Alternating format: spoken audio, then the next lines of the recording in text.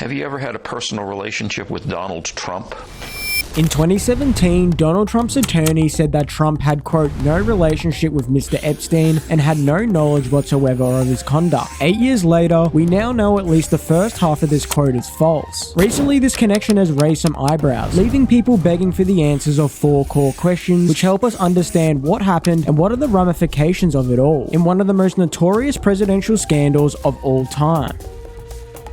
In the late 1980s, Donald Trump wasn't just another real estate developer. He was New York's golden boy. He had the hotels, the best-selling book Art of the Deal, and he dominated headlines. Meanwhile, Jeffrey Epstein was a shadowy figure in the finance scene and was most well known for managing Leslie Wexner's money, the billionaire CEO of Victoria's Secret. He was rich, well-connected, and had a knack for inserting himself into circles of powerful people. So naturally, it was only a matter of time before Trump and Epstein would cross paths. As far as a specific date, we don't know exactly when they met, but we believe it's somewhere between the late 80s and the early 90s. This makes sense as in 1990, Epstein purchased a property just down the road from Trump's Mar-a-Lago, and the first footage we have seen of them together was in 1992 partying in this very building, which leads to our next question. What was their relationship like? In recent times, plenty of information has came out about the extent of their friendship. Outside of the first scene meeting at Mar-a-Lago we just mentioned, there's the time Epstein and his then girlfriend Stacey Williams visited Trump at his tower. Allegedly, Trump got a little handsy with her, and then Epstein and Trump were smiling at each other for some reason. Trump's administration later denied these allegations as purely politically motivated. Then there's Trump's wedding with Marla Maples, which had prominent guests like O.J. Simpson, Saudi businessman Adnan Khashoggi, Howard Stern, and in the background we see a familiar face here, and in another photo here. As far as flights go, Trump flew on Epstein's jet a total of 8 times, ranging from 1993 to 1997, usually from Florida to New Jersey, and as of now there's no evidence that he ever visited the infamous Epstein Islands. Also in 1997, Epstein and Trump are spotted in a photo together at a Victoria's Secret Angels party, and here they are 2 years later at another one, this time caught on video. This makes sense as Epstein was deeply involved in Victoria's Secret at this time, and Trump himself was just getting into the beauty pageant business, which definitely raises a bit of red flags. But this next thing is even worse. In a 2002 article called Jeffrey Epstein, International Money Man of Mystery, it goes on to talk about who he is and why he was involved with people like President Bill Clinton, Kevin Spacey, and comedian Chris Tucker. To add credibility to Epstein's character, Trump went on to say, "I've known Jeff for 15 years. Terrific guy. He's a lot of fun to be with. It is said that he likes beautiful women as much as I do, and many of them are on the younger side. No doubt about it, Jeffrey enjoys his social life." This article ends off with Epstein's friends claiming he is terrified of the recent media attention surrounding him, which now we all know why. But arguably the most interesting part about this is a little black book situation. One of Epstein's former employees, Alfredo Rodriguez, stole a black book and tried to sell it for $50,000. He was later caught by the FBI and sent to jail for 18 months as he was hiding potential evidence that would have been useful for them. In January of 2015, journalist Nick Bryant got hold of it and leaked the contents of it online. Within this is the names, phone numbers, and addresses of some of the most famous people in the world, but Alfredo for some reason only circled certain names. This included Formula One businessman Flavio Briatore, musician Courtney Love, lawyer Alan Dershowitz, former Israeli Prime Minister Ehud Barak, accused child trafficker Jean-Luc Brunel, alleged co-conspirator Sarah Callan, of course Jeffrey Epstein and Ghislaine Maxwell, and then there's one name that sticks out more than the rest, Donald Trump. But unfortunately, we never found out what the circling meant as, of course, the person died before he could explain himself. Seems to be a bit of a trend in the Epstein thing when you think of it. It's a little bit weird. Unfortunately, this leaves us with more questions than answers, but then there's the recently uncovered alleged 2003 birthday message from Trump to Epstein. As reported by the Wall Street Journal, the letter contains a drawing of a naked woman and Donald Trump's signature drawn in a way to represent pubic hair, with a message that's written in third person between Epstein and Trump, where it says the following. Voiceover. There must be more to life than having everything. Yes, there is, but I won't tell you what it is. Nor will I, since I also know what it is. We have certain things in common, Jeffrey. Yes, we do, come to think of it. Enigmas never age. Have you noticed that? As a matter of fact, it was clear to me the last time I saw you. A power is a wonderful thing. Happy birthday, and may every day be another wonderful secret. Trump has since gone on to sue the Wall Street Journal for $10 billion and outrightly denied these allegations, with him saying, "I never wrote a picture in my life. I don't draw pictures of women." But after doing some digging, we now know that the first half of this claim isn't true, as he has drawn a couple pictures of city skylines in the past. This all leads to 2004, by all accounts, the final year of their relationship.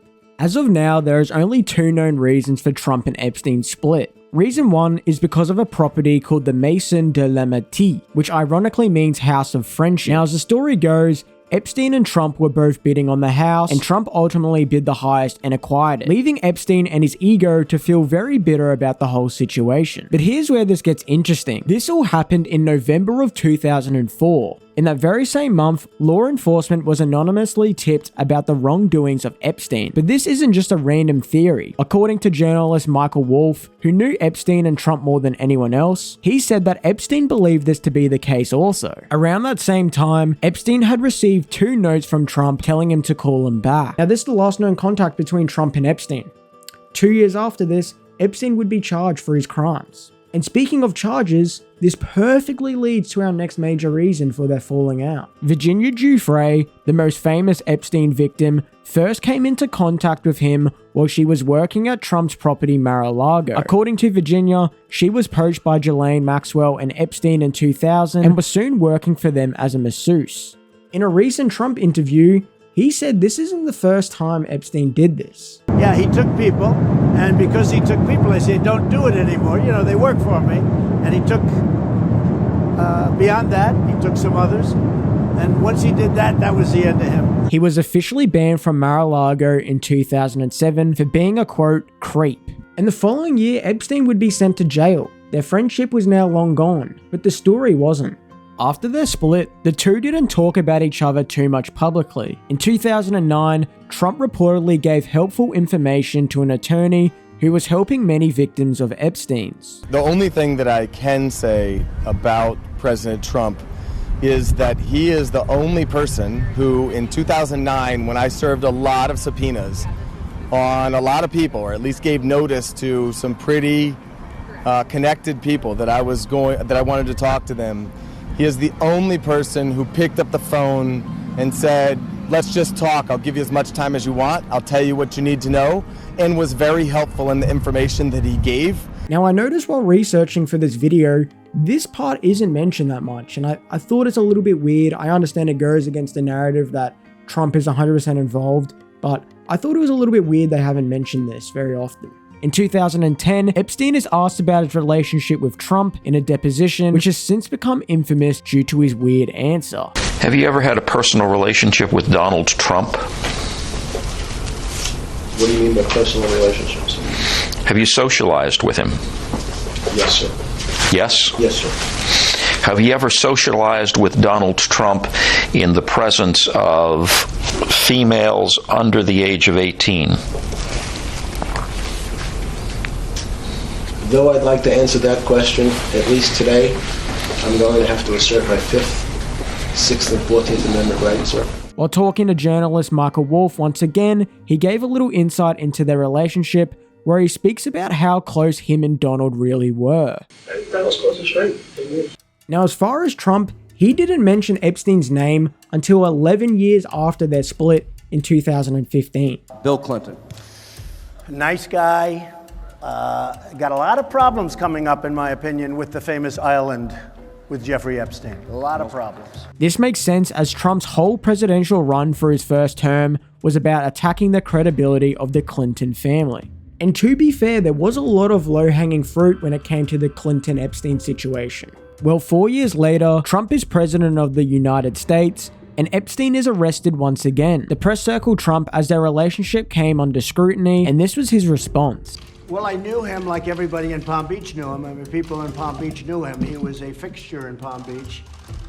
I had a falling out with him a long time ago. I don't think I've spoken to him for 15 years. I wasn't a fan. Then Epstein died in jail, and Trump immediately played into the conspiracy theories that the Clintons were behind it when he retweeted a post about it on Twitter. This in hindsight was probably the worst thing Trump could have done, as fast forwarding to 2025, the Epstein situation is different to the other scandals he has gone through in the past. If you think about Russiagate, January 6th, the countless legal troubles, Trump has brushed them off one after another. But for some reason, this situation appears to be staying. Whether it's conflicting reports by attorney Pam Bondi, edited prison footage of Epstein's cell, or just outright strange responses by Trump, Are you still talking about Jeffrey Epstein? the public is demanding answers, and even his own followers are starting to wonder what the actual truth is behind their relationship. But basically, that's the whole timeline of Trump and Epstein's relationship. Let me know what you think down below.